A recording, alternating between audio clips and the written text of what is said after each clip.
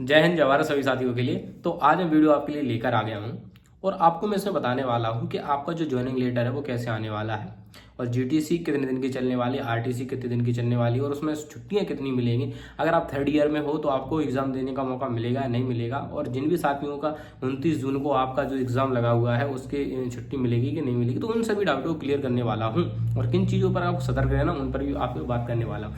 तो सबसे पहले मैं आपको बता देना चाहता हूँ कि जो आपका ज्वाइनिंग लेटर है वो 3 तरीके से आ सकता है। अब आपको भी ये 3 तरीके से किस किस तरीके से आ सकता है, तो पहला तरीका ये है जिस तरीके से आपका मेडिकल का एडमिट कार्ड आया था थाने के द्वारा, वैसे ही आपको ज्वाइनिंग लेटर भी आ सकता है थाने के द्वारा, या कोई नोटिफिकेशन के थ्रू आपको पता चल जाएगा कि हाँ आपको आपकी मान लो 17 जून है तो 17 जून से आपकी क्या है, आप सबको पहले से पता है, तो उसमें आपको पता चल जाएगा कि 17 जून को आपको इतनी बजे पहुंचना है और कहाँ पहुंचना है, उस जनपद का भी नाम आ जाएगा। ठीक है, और जो भी आपको अब आपको भैया ये हमें कितने दिन पहले मिलेगा, तो देखो ये आपको मिलने वाला है कम से कम 10 दिन। जैसे कि मेरा 15 दिसंबर को था तो मुझे पता चल गया था ये 3-4 दिसंबर को पता चल गया था कि 15 तारीख से हमें क्या जाना है, ज्वाइनिंग पर जाना है। तो ऐसे ही आपको भी मिल जाएगा, कोई बिल्कुल दिक्कत वाली बात नहीं है इसमें, तो आप बिल्कुल ही परेशान ना हो उसको लेकर। हाँ, अब बात कर लेते हैं जो फाइनल ईयर में।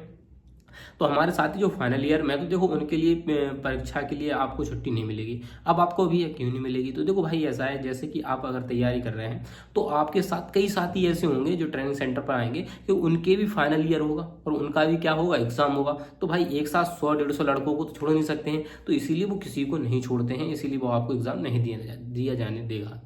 ठीक है, अब बात कर लिए दूसरी कि भैया अगर हमारा वनडे एग्जाम होगा तो उसमें हमें छुट्टी मिलेगी कि नहीं मिलेगी। हाँ, उसके लिए मैं आपको बताना चाहता हूँ जैसे कि यूपी पुलिस का जो ग्रेड पे है वो 2000 रुपये है।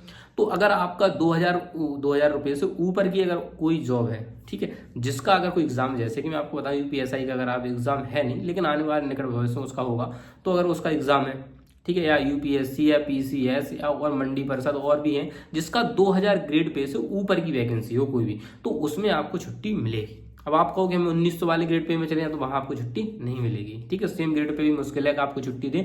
आपको 2000 ग्रेड पे से ऊपर की अगर कोई भी जॉब है और उसका अगर एग्जाम है तो आपको छुट्टी मिल सकती है, अन्यथा आपको छुट्टी भी नहीं मिलेगी। ठीक है, अब बात कर लेते भैया हमें छुट्टी कितने दिनों को मिलेगी ट्रेनिंग में। तो देखो जैसे कि जीटीसी आपकी होती है, तो जीटीसी का मतलब होता है ज्वाइनिंग ट्रेनिंग सेंटर। तो इसमें क्या होता है, तो इसमें देखो जो होता है कि मेरे साथियों आप सभी के खाते खुलवा जाएंगे, आपके जो दस्तावेज तैयार होंगे वो डॉक्यूमेंट तैयार होंगे, और सबसे बड़ा होता है आपका करेक्टर रोल, तो करेक्टर रोल भी खुला जाएगा। और आपका जो एनपीएस और यूपीए आ गया तो उसमें से जो आप चॉइस करेंगे कि आपको एनपीएस कटवाना है कि यूपीए कटवाना, तो उसके बारे में आपको बताया जाओ, आपसे फॉर्म भरवा जाएगा। ठीक है, जिनके खाते खुले हैं पहले से तो अच्छी बात है, और जिनके नहीं खुले तो परेशान ना हो, बढ़िया मस्त तरीके से आपका अकाउंट खोल दिया जाएगा वहाँ पे।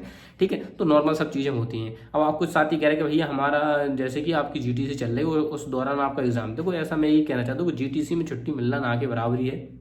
हाँ, क्योंकि देख भाई मुश्किल ही है, ना के बराबरी है कि जीटीसी में छुट्टी नहीं मिल सकती, क्योंकि कम दिन की जीटीसी रहती है और जिसमें क्या होती है थोड़ी समस्या आती है। हाँ, जो जीटीसी आपकी, तो जीटीसी में आपको छुट्टी मिलना थोड़ा मुश्किल रहता है, क्योंकि आपकी 1 महीने की जीटीसी होगी और उसमें आपके सारे डॉक्यूमेंट तैयार होंगे। मान लो जो एग्जाम आप देने जा रहे हो वो सभी का एग्जाम हो तो थोड़ी प्रॉब्लम हो सकती है, तो छुट्टी मिलना हाँ मुश्किल हो सकती है जीटीसी में। लेकिन आरटीसी में आपको छुट्टी मिल जाएगी वनडे एग्जाम के लिए, वो मैं आपको बता चुका हूँ प्रोसेस उसकी क्या रहने वाली है।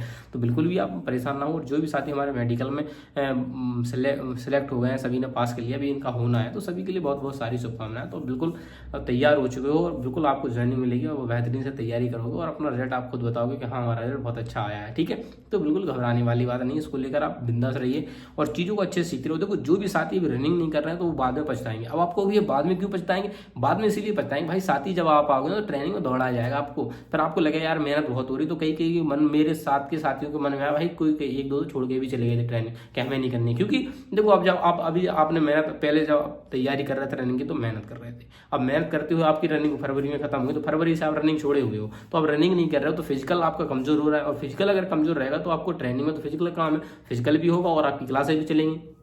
ठीक है, तो क्लासें भी चलती, सुबह का शेड्यूल रहता है कि 4 बजे से आपको जगना पड़ेगा, और देखो दाढ़ी वाड़ी बढ़िया बिंदास बनाना पड़ेगा आपको। भाई दाढ़ी मुझे बनाना नहीं आती तो सीख लीजिए, वहाँ दाढ़ी बिना काम नहीं चलेगा आपका। ठीक है, दाढ़ी आपको बनानी पड़ेगी, इसीलिए बढ़िया प्रैक्टिस कर लीजिए दाढ़ी बनाने की। जिलेट का लेकर आए ब्लेड 3 लेयर वाला और मस्त बनाए, 1-2 दिन में आपको आ जाएगी नॉर्मली। ठीक है, मूछें आप रख सकते हो लेकिन आप दाढ़ी नहीं रख सकते हो। बाल को आपको जीरो, वो तो आपकी जीरो कटिंग चलेगी रंगरूट वाली, ठीक है, उसके लिए टेंशन आपको लेनी नहीं है बिल्कुल।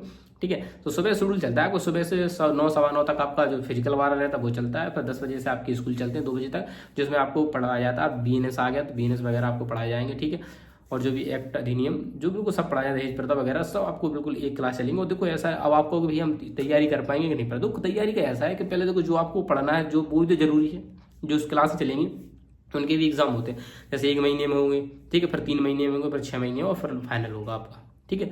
2 या 3 बार एग्जाम होते पहले एक, फिर उसके बाद क्या होता है फाइनल हो। जैसे स्कूल में चलते वार्षिक अर्धवार्षिक तिमाही, तो इसी तरीके से वहाँ पे भी होते, जैसे 1 डेढ़ महीने पढ़ा देते, फिर आपका एग्जाम लिया जाएगा बैठाल के, फिर आपको देखा जाए कितना अच्छा। ठीक है, अब सामूहिक छुट्टी की बात कर लेते हैं। तो सामूहिक छुट्टी आपको देखो जो है कि अधिकतर आपको दीपावली की छुट्टी मिलेगी सामूहिक 4 दिन की, उसके बाद आपको सामूहिक छुट्टी मिलेगी होली पर।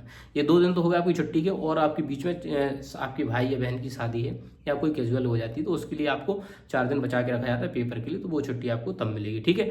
और 9 महीने की है तो 10-12 छुट्टियाँ आपकी नॉर्मली होंगी जो आपको मिलने वाली हैं। तो बिल्कुल बिंदास रहें, कोई टेंशन ना लें, मस्त ट्रेनिंग होगी, फिजिकल को अच्छा मेंटेन करें ना, अपने शरीर को बचा के रखें बस, ठीक है। तो और भी जो भी आपके डाउट है आप कमेंट करते रहिए, आपके हर डाउट का मैं जवाब देने के लिए तैयार हूँ। मिलता हूँ नेक्स्ट वीडियो, तब तक के लिए जय हिंद, जवाहर इनकलाब जिंदाबाद। और जो भी साथी नए अगर चैनल से जुड़ते हैं तो चैनल को सब्सक्राइब कर लीजिए, आपको इससे फायदा होगा।